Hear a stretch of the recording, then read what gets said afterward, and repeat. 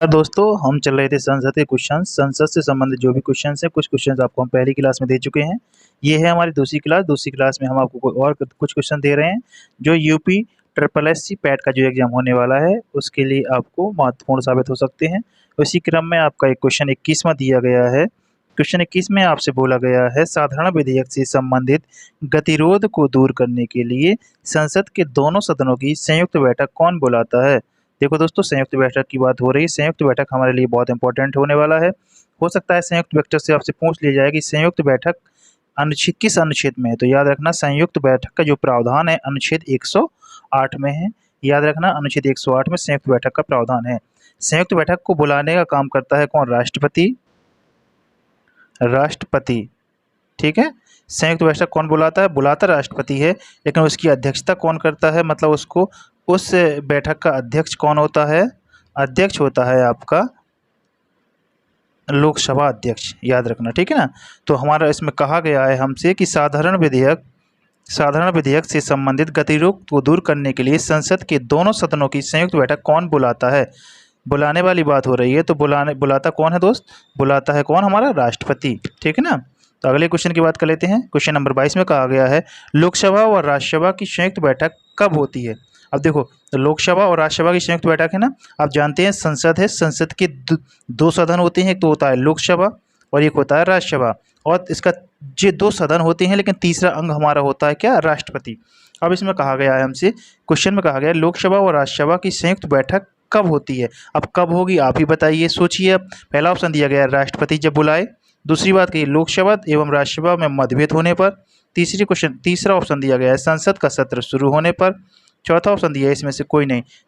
तो दोस्तों याद रखना, इसका ऑप्शन होगा आपका दूसरा, जब लोकसभा और राज्यसभा में मतभेद पैदा हो जाएगा, मतलब दोनों में ही कोई साधारण विधेयक होगा, उस विधेयक को दोनों में ही मतभेद पैदा हो जाएगा, मतलब दोनों में से कोई भी अपने यहाँ से पास नहीं करेगा, तो प्रॉब्लम ये होगी कि हमको संयुक्त बैठक बुलानी पड़ेगी। और संयुक्त बैठक बुलाने का प्रावधान है, मैं आपको एक बार फिर बता दे रहा हूँ, अनुच्छेद 108 में किया गया है। ये आपको इंपॉर्टेंट हो सकता है। संयुक्त बैठक को बुलाता राष्ट्रपति है और उसकी अध्यक्षता लोकसभा अध्यक्ष करता है। जो हमारी लोकसभा होती है उसका जो अध्यक्ष होता है वो संयुक्त बैठक की अध्यक्षता करता है। क्वेश्चन नंबर अगला देख लेते हैं। क्वेश्चन नंबर 23 में दिया गया है। 23 में कहा गया है आपसे कि संसद के दोनों सदनों के साथ साथ बैठने पर निम्न होता है। निम्न मतलब क्या होता है? ऑप्शन ए में कहा गया भारत के उपराष्ट्रपति का चुनाव। ऑप्शन बी में कहा गया संविधान संशोधन बिल को स्वीकार करना। ऑप्शन सी में कहा गया एक बिल जिस पर दोनों सदन सहमत न हो उस पर विचार करना और पास होना। बिल्कुल दोस्तों, अभी हम पढ़ रहे हैं संयुक्त बैठक के बारे में, तो ये आपका ऑप्शन नंबर सी सही हो जाएगा। अगला क्वेश्चन देख लेते हैं। क्वेश्चन नंबर 24, यदि किसी सामान्य विधेयक या साधारण विधेयक एक ही बात होती है, यदि किसी सामान्य विधेयक पर राज्यसभा और लोकसभा के बीच गतिरोध समझते हैं ना, वही गतिरोध मतलब स्वीकार नहीं करते, जो अगले पिछले क्वेश्चन में पढ़ चुके हैं। गतिरोध आता है तो उसका समाधान कौन करेगा? आप बताइए, समाधान कौन करेगा? समाधान वो करेगा कौन? संसद का संयुक्त सत्र। मतलब संसद का संयुक्त सत्र का मतलब है संसद की जो संयुक्त बैठक होती है, जो अनुच्छेद 108 में जिसका वर्णन किया गया है संयुक्त बैठक का। याद रखना, इसका ऑप्शन हो जाएगा आपका सी, आंसर सही हो जाएगा। ठीक है ना। चलिए अगले क्वेश्चन को देख लेते हैं। 24 हो चुका है। क्वेश्चन नंबर 25 में हमसे कहा गया है, दिख रहा होगा आप लोगों को। क्वेश्चन नंबर 25 में हमसे बोला गया है कि स्वतंत्र भारत के संसदीय इतिहास में, जब से हमारा भारत स्वतंत्र हुआ है, संसदीय इतिहास में अभी तक कितनी बार संयुक्त बैठक बुलाई गई है? संयुक्त बैठक मतलब संयुक्त अधिवेशन दूसरी भाषा में। तो याद रखना 3 बार। कितनी बार? 3 बार अभी तक संयुक्त बैठक बुलाई जा चुकी है। ठीक ना। अगला क्वेश्चन दिया गया है 26 नंबर में, बोला गया क्या राष्ट्रपति और उपराष्ट्रपति कभी संयुक्त अधिवेशन की अध्यक्षता करते हैं? ये पूछा गया है, क्या राष्ट्रपति और उपराष्ट्रपति कभी संयुक्त अधिवेशन की अध्यक्षता कर सकते हैं? तो दोस्तों कभी नहीं कर सकते। इसका ऑप्शन हो जाएगा बी, क्योंकि संयुक्त बैठक की अध्यक्षता सिर्फ और सिर्फ लोकसभा अध्यक्ष ही करता है। इतना याद रखना। ठीक है ना। अगला क्वेश्चन देख लेते हैं 27। क्वेश्चन नंबर 27 में आपसे कहा गया है कि संसद के दोनों सदनों के संयुक्त अधिवेशन की अध्यक्षता, देखो जी क्वेश्चन आ गया सीधा, संयुक्त अधिवेशन की अध्यक्षता, मतलब संयुक्त अधिवेशन बोल दें या संयुक्त बैठक बोल दें, तो उसकी अध्यक्षता कौन करता है दोस्त? लोकसभा अध्यक्ष उसकी अध्यक्षता करता है। लेकिन बुलाता कौन है दोस्त? बुलाता है हमारा राष्ट्रपति। दोनों चीज़ें दिमाग में बैठा लेना कि संयुक्त अधिवेशन बुलाता राष्ट्रपति है और अध्यक्षता लोकसभा अध्यक्ष करता है, और अनुच्छेद 108 में इसका वर्णन है। ये 3 चीज़ें बिल्कुल दिमाग में बिठा लेना, यदि हो सकता है क्वेश्चन आपको इससे पूछा जा सकता है। अगले क्वेश्चन की बात कर लेते हैं, क्वेश्चन नंबर 28। क्वेश्चन नंबर 28 में कहा गया है संसद की संयुक्त बैठक को कौन संबोधित करता है। तो देखो, जो बुलाएगा वही उसको संबोधित करेगा, मतलब राष्ट्रपति। याद रखना, राष्ट्रपति बुलाता भी है, राष्ट्रपति संयुक्त बैठक का संबोधन भी करता है, लेकिन अध्यक्षता लोकसभा अध्यक्ष करता है। ठीक ना, इतनी चीज़ें याद रखना। अगला क्वेश्चन देखते हैं, अगला देख लेते हैं।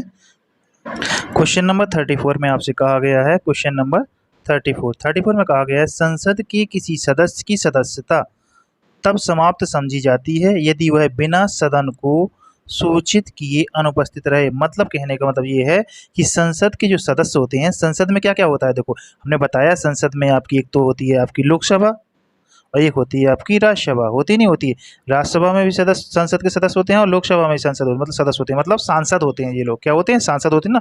लोकसभा में भी सांसद होते हैं और राज्यसभा में भी सांसद होते हैं।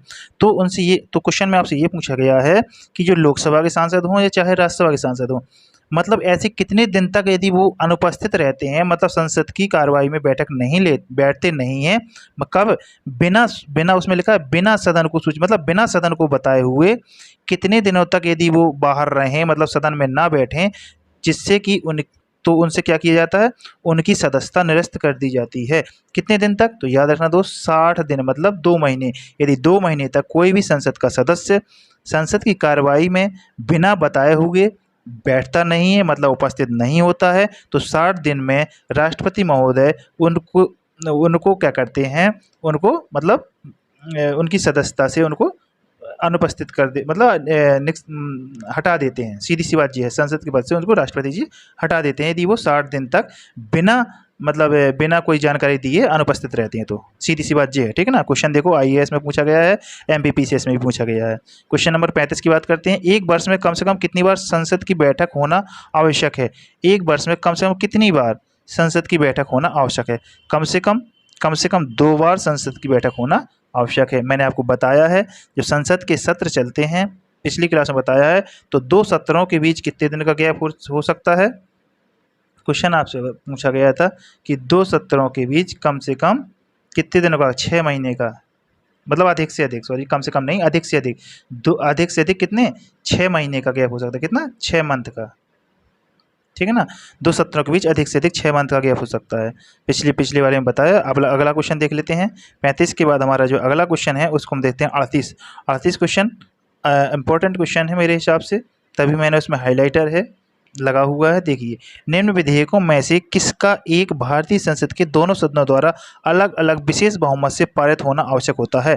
ठीक है, देखते हैं जब भी हमारा कोई बिल बनता है या कोई संशोधन, मतलब कोई विधेयक बनता है, तो दोस्तों पहले वो कहाँ जाता है, लोकसभा जाता है या राज्यसभा जाता है, दोनों से पास होता है। कुछ विधेयक ऐसे होते हैं जो एक से पास हो जाते हैं, दूसरे से पास मान लिए जाते हैं। लेकिन याद रखना, एक विधेयक हमारा जो होता है संविधान संशोधन विधेयक में याद रखना कि संविधान संशोधन विधेयक को दोनों सदनों से अलग अलग विशेष बहुमत से पारित होना आवश्यक है, तभी संविधान संशोधन हो सकता है, नहीं तो संविधान संशोधन नहीं होगा। याद रखना, संविधान संशोधन में हम संयुक्त बैठक को नहीं बुला सकते हैं। ये याद रखना कि संविधान संशोधन में हम संयुक्त बैठक को नहीं बुला सकते हैं, अलग अलग ही दोनों सदनों से पास होना चाहिए, ठीक है ना। तो अगला क्वेश्चन देख लेते हैं। क्वेश्चन नंबर 39 दिया है, सांसदों के वेतन का निर्णय कौन करता है। ये भी क्वेश्चन अच्छा है कि सांसदों के वेतन, देखो सांसदों के वेतन का निर्णय कौन करता है। वेतन कौन निर्णय करेगा, बताइए आप। राष्ट्रपति तो करेंगे नहीं, लोकसभा अध्यक्ष भी नहीं करेंगे, कौन करेगा, संसद। जो संसद होती है वो सांसदों के वेतन का निर्णय तय करता है, ठीक है ना। तो अब अगले क्वेश्चन की ओर देख लेते हैं। अगला क्वेश्चन 40 आपके सामने दिया गया है। 40 में आपसे कहा गया है, संसद के कुल सदस्यों का कितना भाग वैधानिक चैम्बर की मीटिंग बुलाने के लिए आवश्यक गणपूर्ति है। याद रखना, इसको आप रट लीजिए, गणपूर्ति, क्योंकि जब मैं विस्तार से आपको संविधान कराऊंगा, बोर्ड पे कराऊंगा, तो एक एक क्वेश्चन को या एक एक टॉपिक को काफ़ी अच्छी से और बारीकी से पढ़ेंगे, ठीक है ना। अभी आप सिर्फ रट लीजिए, समझ लीजिए। जहाँ भी गणपूर्ति या कोरम की बात करेगा, किसकी बात करेगा, गणपूर्ति या कोरम की बात करेगा, तो एक बार फिर पढ़ लेते हैं इसको, फिर आपको ऑप्शन देखते हैं, ठीक है ना। इसमें कहा गया है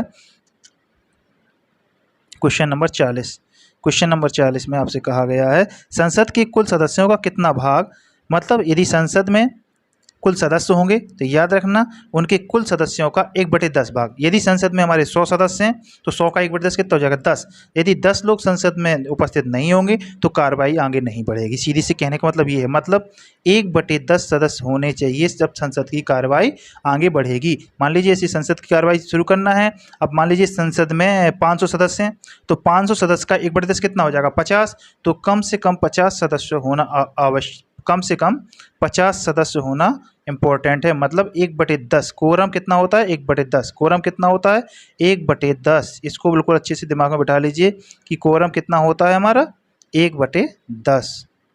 ठीक है ना। कोरम यदि आपसे पूछ दिया जाए कितना होता है तो कितना होता है बताएंगे, 1/10। क्वेश्चन नंबर अगला देख लेते हैं, क्वेश्चन नंबर 41 41। क्वेश्चन नंबर 41 में आपसे कहा गया है, संसदीय प्रणाली वाली सरकार को अन्य किस नाम से भी जाना जाता है। मतलब जो संसदीय प्रणाली वाली जो सरकार होती है उसे अन्य किस नाम से जाना जाता है, संघीय सरकार। क्या कहते हैं उसको हम, संघीय सरकार कहते हैं। ठीक है ना। तो अगला क्वेश्चन देख लेते हैं, 41 तक हमारा हो चुका है। इसके अलावा हम अगला क्वेश्चन देखते हैं, 48 क्वेश्चन देख लीजिए।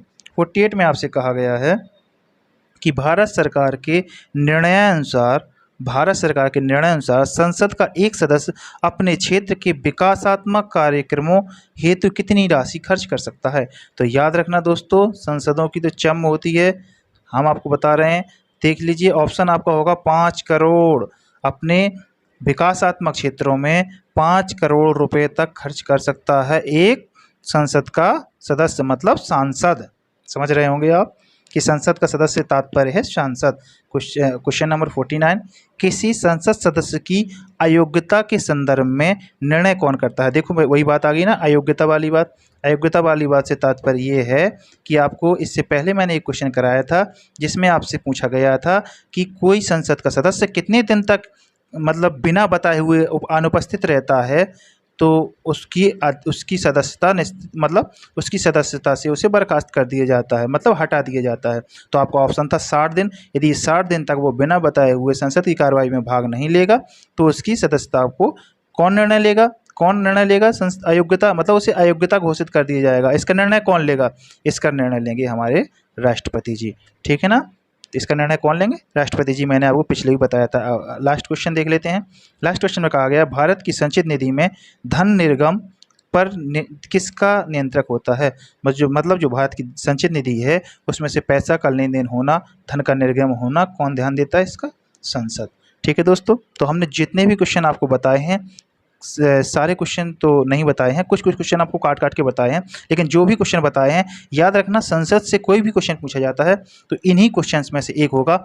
और याद रखना बहुत ही सिंपल होगा क्वेश्चन। ठीक है ना। तो इनको आप बार बार पढ़ना, इतना ही तैयार कर लेना, गारंटी आपकी संसद से यदि क्वेश्चन आया तो इन्हीं क्वेश्चंस में से आ जाएगा। हमारी अगली क्लास होगी, उस क्लास में हम आपको बताएंगे राष्ट्रपति के बारे में कुछ अनुच्छेद बताएंगे और इसके बाद हम उसके क्वेश्चंस आपको कराएंगे। ठीक है दोस्तों, धन्यवाद।